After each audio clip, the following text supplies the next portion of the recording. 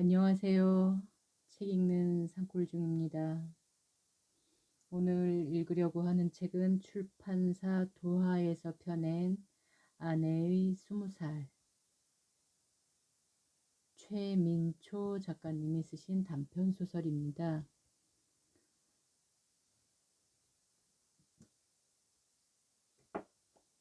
최민초 작가님은 지금 봉평에서 작품 활동을 하고 계시는 걸로 알고 있고요. 저서로는 수필집, 소설집, 장편소설, 중단편, 단편소설 해서 꽤 여러 권이 있습니다. 91년도에 오늘은 나, 내일은 너라는 수필집으로 신인상을 받으셨고, 자네 왜 엉거주춤 서 있나 라는 소설로 2001년도에 또 신인상을 받으셨고요.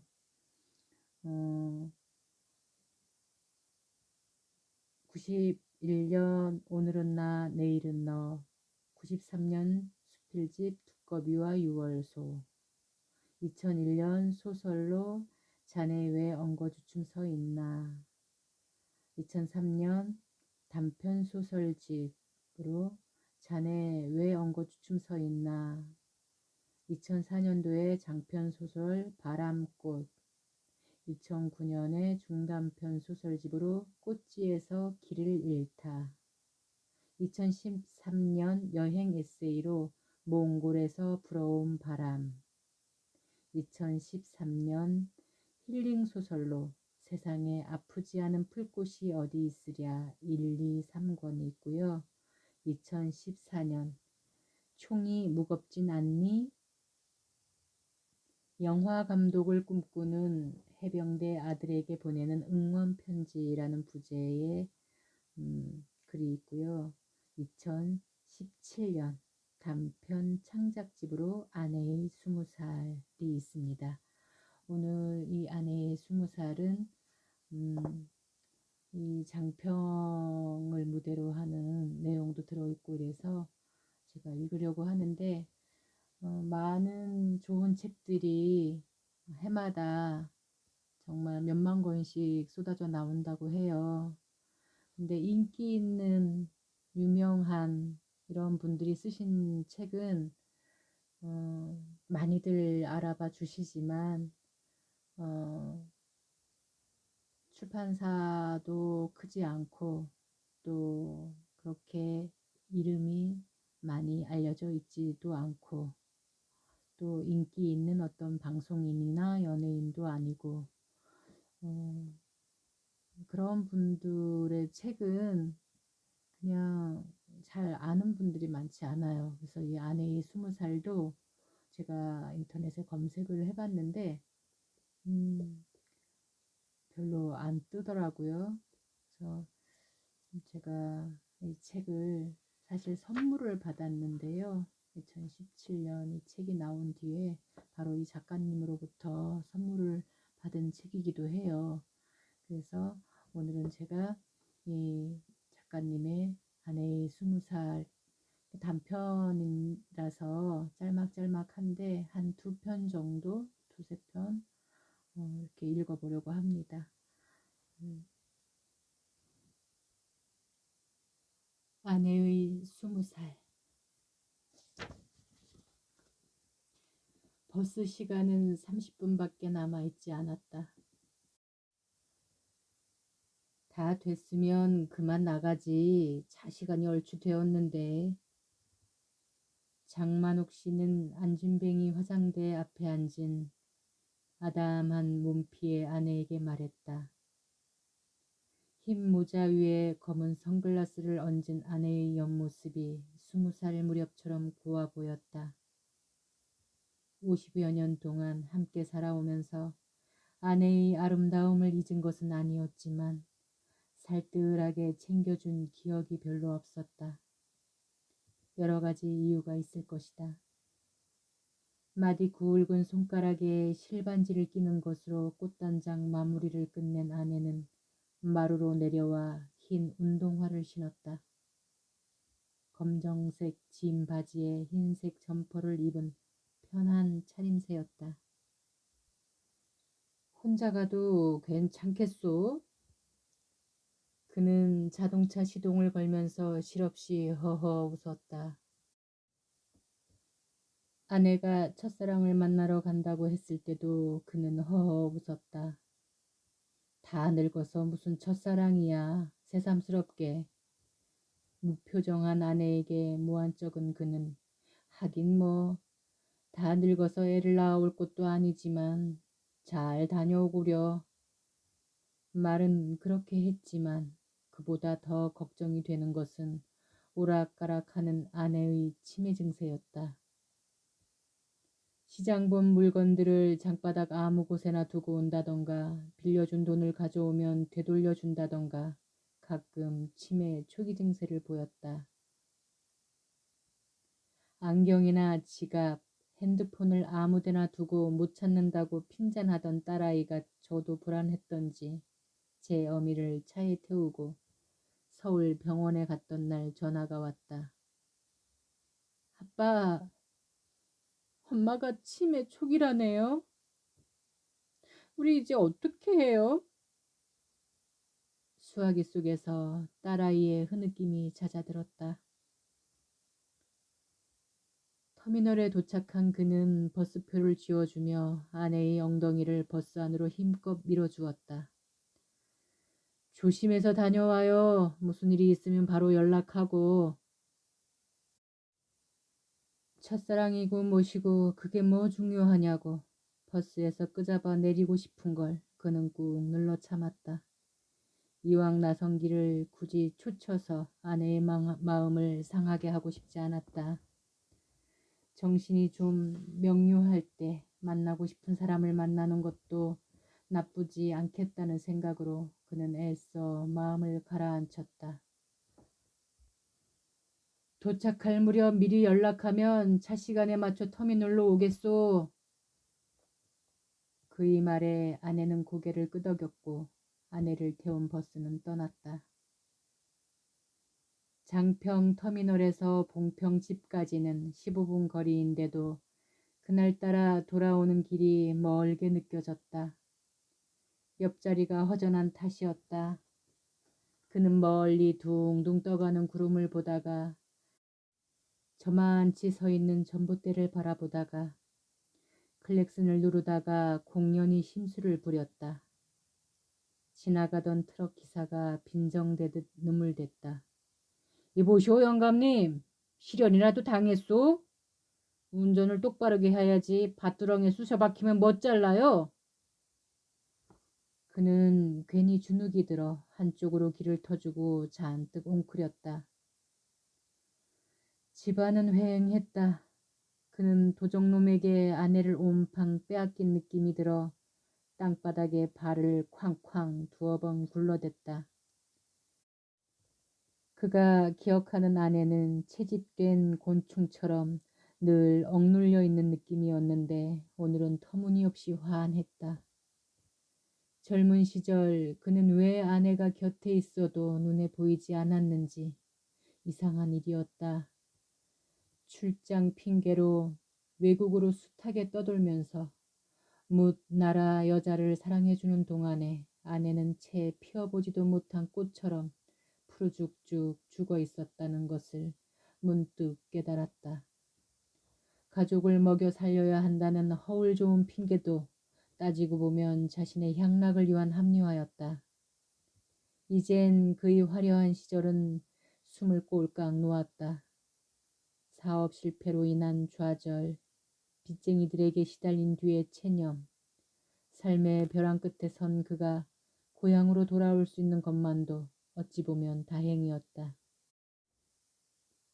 빈 털터리가 된 그에게 부모가 남긴 기우뚱한 함석집 한 채는 그의 마지막 보루였다. 5개월 전 꿈에 부풀어 이곳에 둥지를 튼 그와는 달리 아내는 딸의 곁에 남아있겠다고 고집을 피우며 귀향을 마다했었다.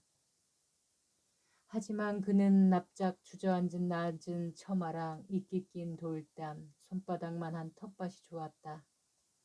아침 저녁으로 들려오는 새소리, 멀리서 들려오는 개 짖는 소리, 항아리를 사라고 외치는 쇠된 마이크 소리, 그런 것들이 사랑스러웠다. 그는 문득 생각했다. 아내가 치매만 아니라면 더없이 좋을 텐데.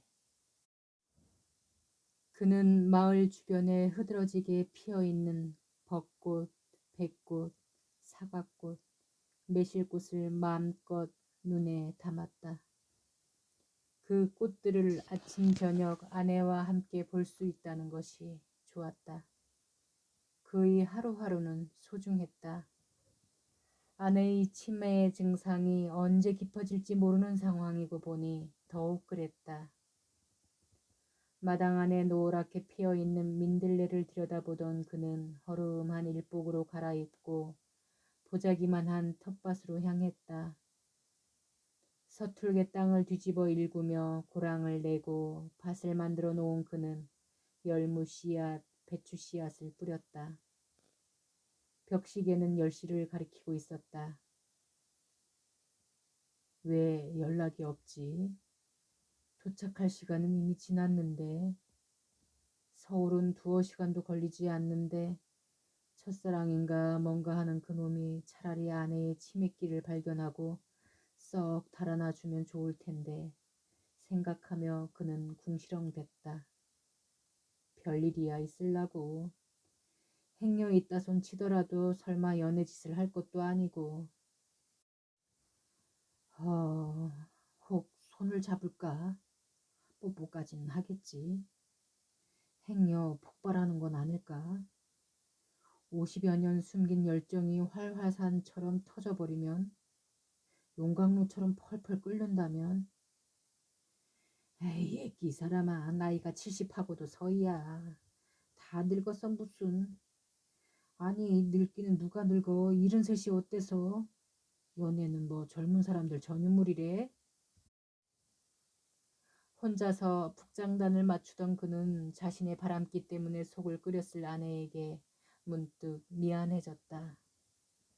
그는 아내가 돌아오면 잘해주리라 마음을 다졌다. 모든 것이 부서진 끝에 얻은 행복의 참맛이란 깨달은 자만이 느끼는 법이니까. 시골살이라는 게 시간을 잡아먹는 블랙홀 같았다. 몇 걸음 서성대다 보면 시간을 후딱 잡아먹었다. 시장길을 느낀 그는 부엌으로 들어갔다. 그는 식탁에 앉았다. 곱게 덮은 상보를 젖혔다. 긴 부스러기와 날치알로 만든 주먹밥과 무싹에 사과를 섞은 샐러드가 미각을 돋우었다. 아내는 딸애한테 가거나 친구를 만나러 가는 날이면 을에 별미랍시고 요리 예술을 부려놓았다. 이런 별미를 아내가 온전한 정신으로 얼마나 더 만들 수 있을까 생각하니 심란했다. 곧 괜찮아질 게야. 공기 좋고 물 좋은 이곳에서 요양하면 치매 같은 건 바람처럼 사라질 게야. 그는 음식을 입안에 꾸역꾸역 그려 넣으며 불안을 삼켰다. 까무룩 잠에 빠져들던 그는 깜짝 놀라 몸을 일으켰다. 외상값 달라고 닭달짓하는 술집 장부처럼 핸드폰이 방정맞게 울어댔다. 여보세요? 저쪽에서 아내의 목소리가 들려왔다. 여보, 나요. 잘 도착했소? 그래, 첫사랑인지 뭔지 그 사람은 만났소? 그래, 만나보니 하는데 아내가 쇠된 목소리로 물었다. 누구세요? 에? 누구냐니? 나 당신 남편 아니오. 장만욱이. 장만욱? 그 사람 어저께 죽었는데. 뭐요? 여보, 나 여기 있어. 당신 남편이 이렇게 시퍼렇게 살아서 당신을 눈 빠지게 기다리고 있어. 거기 어디요? 내 당장 데리러 가리다. 다급해진 그는 벌떡 일어섰지만 전화는 뚝 끊긴 뒤였다. 그는 마루에서 방으로 왔다 갔다 정신사납게 서성댔다. 아니 그래 온전치 못한 마누라를 첫사랑이라나 뭐라나 그 늙은 영감탱이 아가리에 척 뒤밀었으니 한심한 것 같으니라고. 그는 손방망이질로 가슴을 치며 앉았다가 다리를 뻗었다가 방바닥에 등을 대고 벌렁 누웠다가 맨발로 뛰쳐나와 빈 헛간에 대고 야 이놈아 헛간아 하고 고래고래 소리를 질러댔다. 연구원인 딸의 뒷공무니를 3년째 쫓아다니는 남자친구인지 사육감인지 그 녀석도 연구소 어느 구석에 처박혀 있는지 전원이 꺼져 있다는 멘트만 흘러나왔다. 불길했다. 그는 마음을 진정시킨답시고 집 안팎 구석구석을 쓸고 닦았다. 정리정돈 청소라면 그를 따를 사람이 없었다. 고만 좀 쓸고 닦으라고. 남자친구가 아빠를 닮아서 돌아버릴 지경이라고 딸애가 소리쳤을 정도였다. 그는 아내의 소지품을 하나씩 들추어 보았다. 소지품이라야 딸애의 어릴 적 누렇게 바랜 베네저고리와 앙증맞은 헝겊 신발 한 켤레 뿐이었다. 20살 무렵 아내는 정말 고왔다. 눈부시게 아름답다던가 매혹적으로 사로잡을 정도는 아니었지만 숨어서 몰래 피는 꽃처럼 순박했다.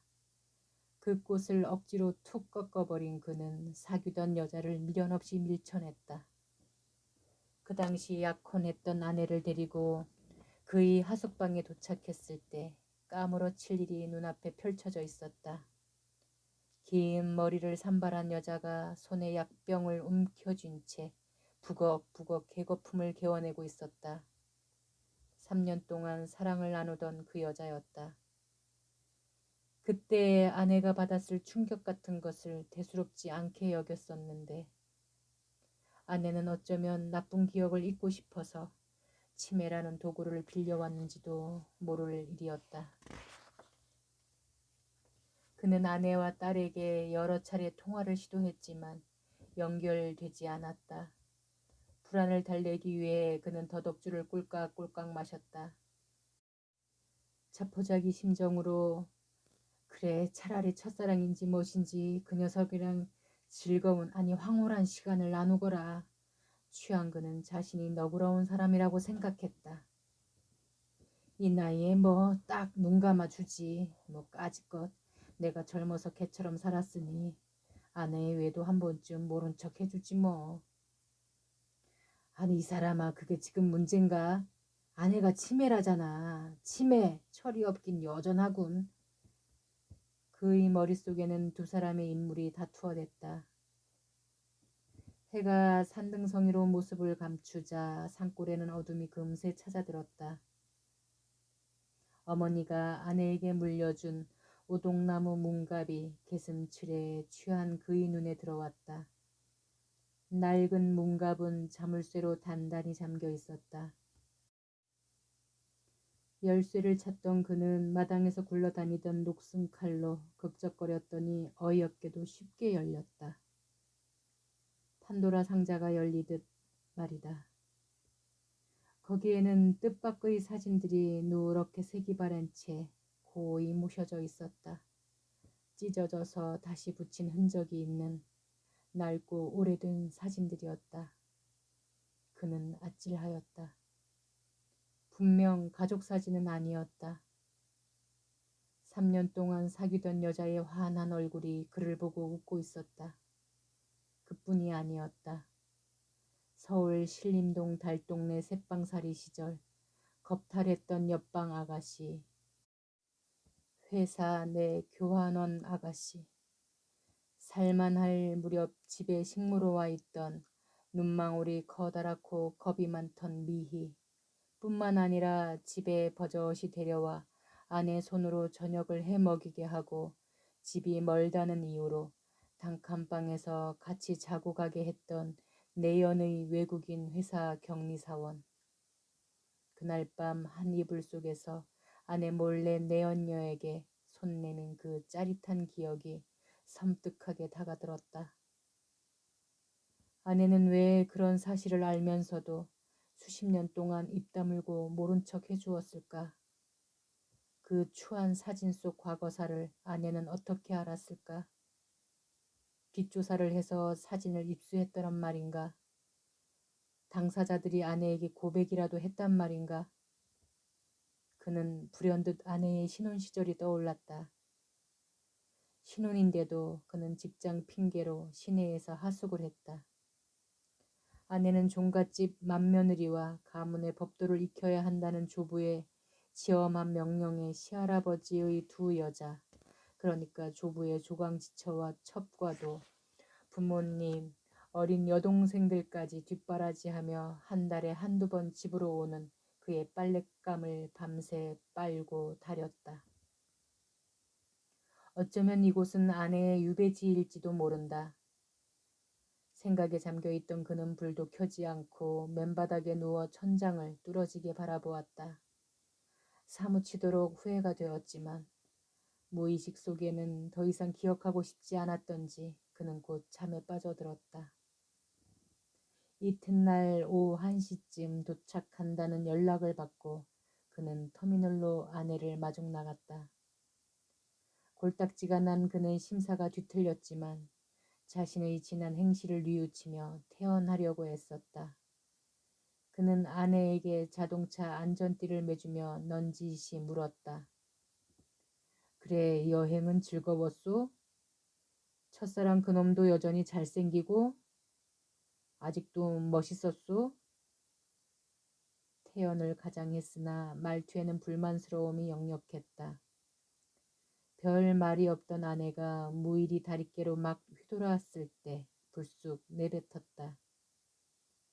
양수야, 나 오줌 마려.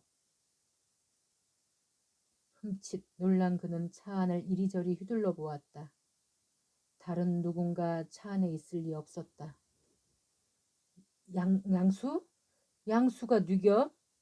내 이름은 만욱인데 장만욱? 알아, 한양욱. 한양수 더하기 장만욱. 그는 턱을 아내의 눈밑에 들이밀며 볼멘 소리로 툭 내뱉었다. 에이씨, 장만욱이라니까. 응, 만우가 나 오줌 마려. 아내는 그의 뺨을 어루만졌다. 평소에 안 하던 아내의 행동에 그는 당혹스러웠다. 그는 집에 다 왔다고 조금만 참으라고 퉁명스레 내쏘았다. 오줌 마려, 바보야. 아내는 앙탈하는 어린아이처럼 이맛살을 살풋 찡그렸다. 어이가 없어진 그는 산 쪽으로 자동차를 바짝 붙이곤 아내의 손을 부축하여 다리 아랫개로 내려갔다. 쇠. 탄력 있게 터져 나오는 오줌발 소리가 물소리에 섞여 묘한 화음을 일으켰다. 얘 양수야, 너도 해봐. 아주 시원한걸? 그는 당혹스러웠다. 아내는 하루 사이에 확연히 달라져 있었다. 고무공처럼 탱탱하고 생기로웠다. 아내의 저 생기는 어디서 오는 것일까? 20살 무렵에 저 매혹을 숨긴 아내는 왜 내 옆에서 푸른 이끼처럼 늘 눅눅하고 축축했을까? 그는 울고 싶은 심정이 되었다.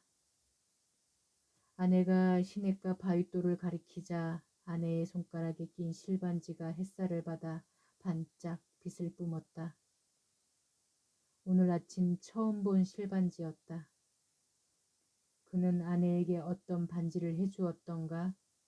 반지는커녕 어떤 선물도 해준 기억이 없었다. 그는 아내와 바윗돌에 나란히 앉았다. 시냇물 속에 두 발을 담갔다. 5월이지만 산골물은 꽤 찼다. 찬기가 머리를 맑게 했지만 마음속은 여전히 혼란스러웠다. 그의 귓가에 대고 아내가 비밀스럽게 속삭였다.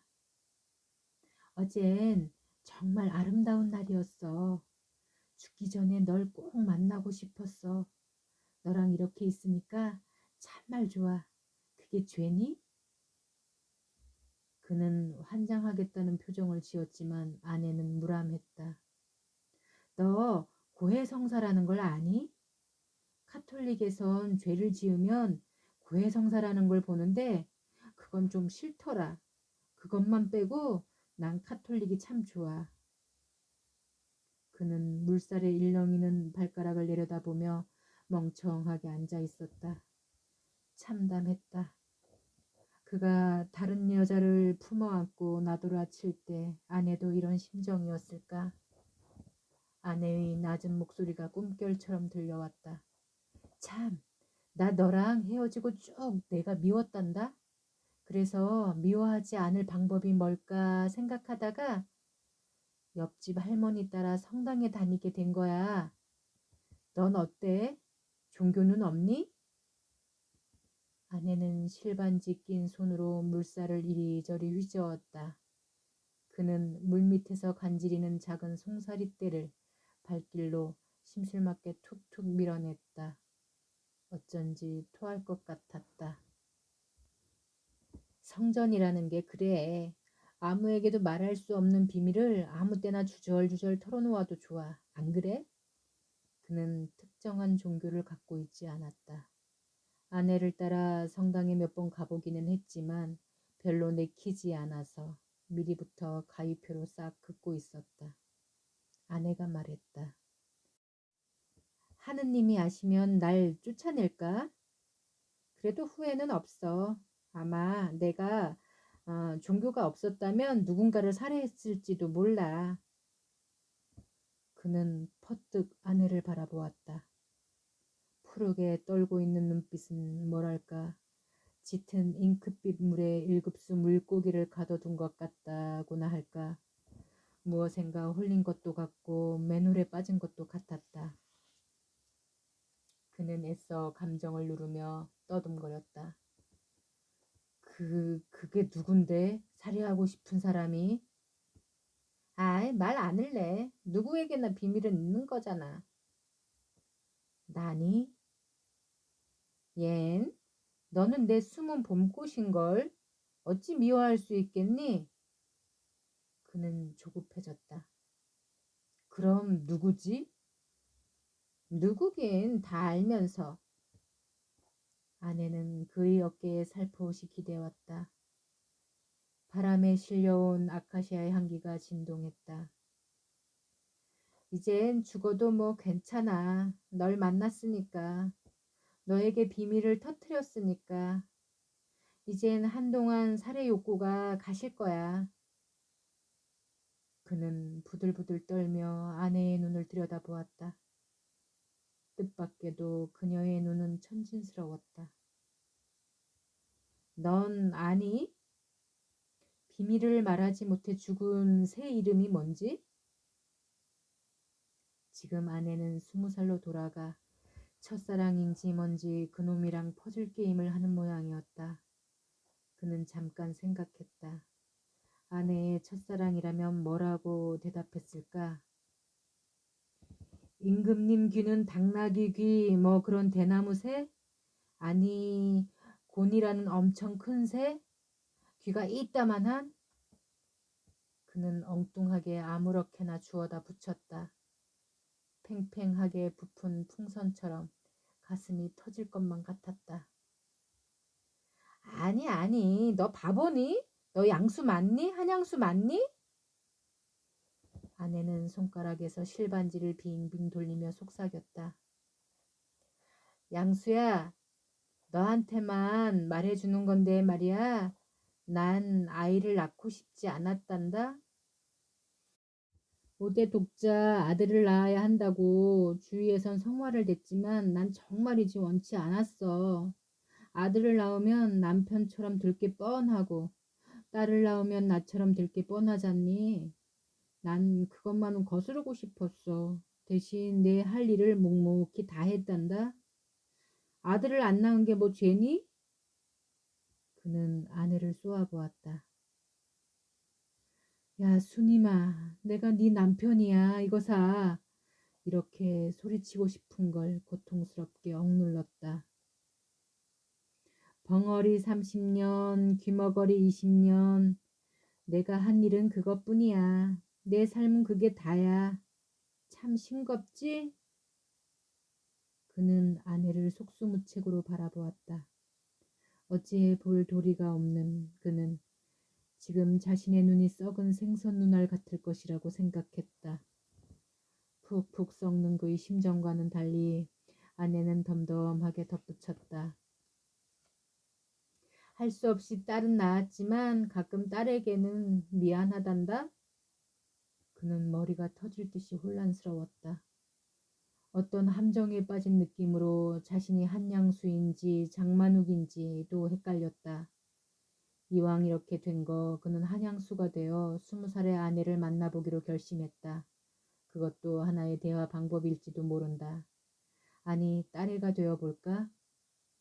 그는 목청을 애써 다듬고 딸의 목소리를 흉내냈다. 엄마, 아빠가 미워? 빵! 아내는 주먹을 웅크려 쥐고 검지로 총구 방아쇠에 당기는 신용을 했다. 쏴 죽이고 싶어 입모양으로 그렇게 말한 것도 같았다. 아빠가 왜 그렇게 미워? 아내의 눈길은 멀리 떠다니는 구름을 쫓고 있었다. 이리저리 뒤엉키며 저들끼리 사슴 모양, 새 모양으로 변하며 장난질 치는 구름대들은 변화무쌍했다. 아내가 손차양을 내리며 무겁게 말문을 열었다. 평생 내 편을 들어준 적이 없었거든. 시어머니랑 시누이들이 자기들끼리 똘똘 뭉쳐 나를 뭉개도 단 한 번도 내 편을 들어준 적이 없었어. 곧다고로 하면 넌 끝장이야. 아들도 못 낳은 주제에 옆엔 내가 짓거린다고 입닥치라며 눈을 부라렸어. 아내의 깡마른 손등이 눈에 잡혔다. 조부모와 시부모의 병수발로 한시도 쉴 틈이 없던 손이었다. 수고했다는 말 같은 건 바라지도 않아. 그냥 난 누군가의 평범한 아내이고 싶었거든. 그는 얼굴을 들 수 없어서 숨소리조차 내지 않았다. 아내의 입에서 건조한 한마디가 빠져나왔다.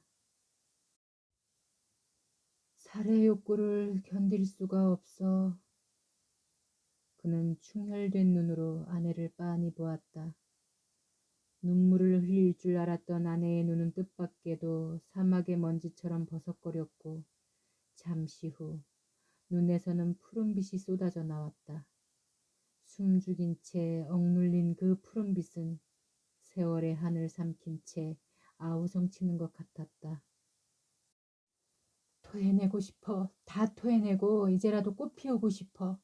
할미꽃이라도 좋아. 푸른 꽃만 아니라면. 그렇게 소리 없이 통곡하는 것만 같았다.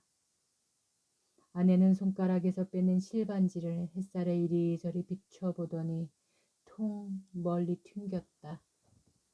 실반지가 팅 미세한 소리를 내며 물속으로 가라앉아 버렸다. 아내는 그렇게 20살을 버리고 내게 오고 싶은 것이라고 그는 애써 생각했다. 집으로 돌아온 아내는 삐뚤음하게 놓여있는 오동나무 문갑을 멀거니 바라보더니 무릎 걸음으로 기어가 문을 열었다. 아내는 그 속에서 누런 사진들을 꺼내서 바닥에 쭉 늘어놓았다. 말릴 겨를이 없었다. 여보, 이 아이 기억해요? 이 애는?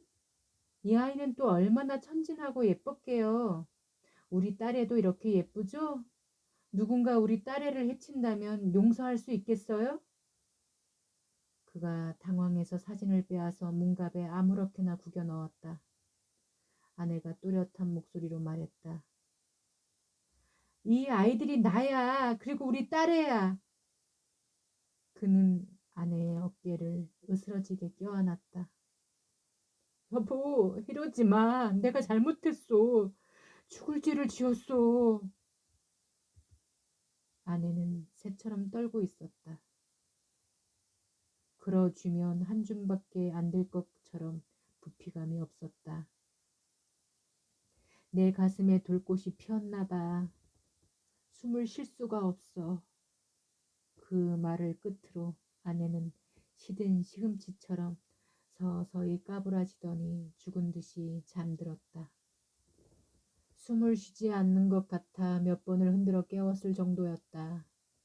그날 밤 그는 꿈자리가 몹시 사나웠다. 아내가 공중분해되는가 하면 자신이 웅덩이 속 깊이 가라앉으며 허우적거리는 꿈이었다. 이튿날 아침 아내가 사라졌다. 집을 허물처럼 남겨놓은 채 마치 부화한 나비처럼 20살을 남겨둔 채 가지고 나간 물건도 없었고 흔적도 없이 사라졌다. 딸에게 연락했지만 어쩌자고 엄마를 챙기지 못했냐는 지청구만이 속사포처럼 날아왔다. 아내 친구인 정난 씨와 가까스로 통화가 되었을 때 뜻밖의 말을 들었다. 엊그저께 동창들끼리 야유회를 갔는데 말이오. 순이가 양수를 쳐다보곤 고개만 까딱 숙이지 뭐해요. 20살 무렵 뜨겁게 달구었던 소문이어서 우리 모두 실망했지 뭐해요. 친구들이 얘 순이마 쟤 모르니? 장학사로 지내다가 퇴임했다더라. 왜 아는 척을 안 하니? 우리 모두 부추켜도 그 애는 무덤덤하지 뭐해요. 왜요? 이 나이에 경쟁부터 걱정되우? 정난 씨는 무엇이 그리 신나는지 한바탕 깔깔깔 웃고는 묻지도 않은 한양수의 전화번호를 가르쳐 주었다. 그는 정난 씨가 나이답지 않게 방정맞다는 생각을 하며 수화기를 내동댕이 쳤다. 그는 엊그제 아내가 첫사랑을 만나러 간 줄만 알았다. 그렇다면 아내는 왜 그렇게 믿게 했을까? 야유회 얘기는 왜 하지 않았을까? 그는 어쩌면 아내가 치매가 아닐지도 모른다는 생각이 퍼뜩 들었다. 치매가 아니라면 천만다행이다. 하지만 그렇다면 가만 치매가 아니라면 뭐지? 빵! 쏴 죽이고 싶어. 살해 욕구. 하는 따위의 말들이 귓전에 웅웅댔다. 어쩌면 딸애도 공범일지도 모른다는 생각이 번개처럼 스쳤다. 섬뜩했다. 그는 뒤를 돌아보았다. 사방을 둘러보았다. 사진 속 여자들이 그를 압박해왔다. 3년 동안 사귀던 여자가 환하게 웃고 있었다. 다락에서, 헛간에서, 마당에서, 밭에서, 사방 곳곳에서 비아냥대는 소리가 들려왔다. 킬킬, 깔깔, 크크. 그가 겁탈했던 여자들의 웃음소리가 끊이지 않았다. 네, 아내의 20살은 마쳤고요. 이 책은 아내의 20살 말고도 회색지대, 압구정동 그녀는 귀침초, 다시 꽃처럼, 달봉시, 그녀야, 겨울꽃 이렇게 있는데요. 다음에 한두 편 더 읽도록 하겠습니다. 오늘은 여기까지. 지금까지 들어주셔서 고맙습니다. 새해에는 더 건강하시고 더 행복하시고 더 평화로우시길 바라겠습니다. 새해 복 많이 받으세요.